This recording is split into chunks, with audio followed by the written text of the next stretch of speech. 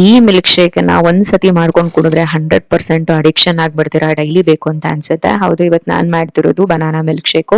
ಇದಕ್ಕೆ ಎಲ್ಲಾ ತರದ ಡ್ರೈ ಫ್ರೂಟ್ಸ್ ಜೊತೆಗೆ ಡೇಟ್ಸ್ ಕೂಡ ಹಾಕೋಬೇಕು.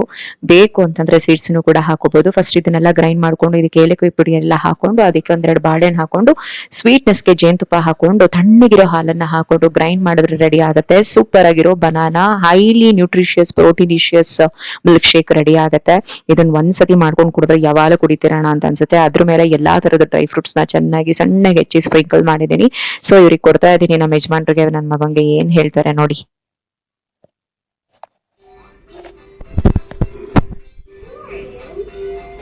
ಸೂಪರ್. ಬಿಗ್ಗೆಗೆ ಇಟ್ಕೊಂಡು ಕುಡಿ. ನನ್ ಮಗಂಗೆ, ನನಗಂತೂ, ನಮ್ಮ ಯಜಮಾನ್ರಿಗಂತೂ ಇದು ತುಂಬಾನೇ ಇಷ್ಟ ಆಗತ್ತೆ. ಸಖತ್ ಪ್ರೋಟೀನಿಷಿಯಸ್ ಮತ್ತೆ ಡೆಲಿಷಿಯಸ್ ಆಗಿ ಟೇಸ್ಟ್ ಕೂಡ ಸಖತ್ತಾಗಿರುತ್ತೆ. ನಾನ್ ಅದಕ್ಕೆ ಚಿಯಾ ಸೀಡ್ಸ್ ಎಲ್ಲ ನೆನ್ಸ್ಕೊಂಡು ಇನ್ನೊಂದ್ ಸ್ವಲ್ಪ ಆಡ್ ಮಾಡ್ಕೊಂಡು ಕುಡಿದೆ. ಈ ಶೇಕ್ ನ ಮಾಡ್ಕೊಂಡು ಕುಡೀರಿ. ನೆಕ್ಸ್ಟ್ ವಿಡಿಯೋದಲ್ಲಿ ಬರ್ತೀನಿ. ಅಲ್ಲಿವರೆಗೂ ನಮಸ್ಕಾರ, bye, take care, love you all.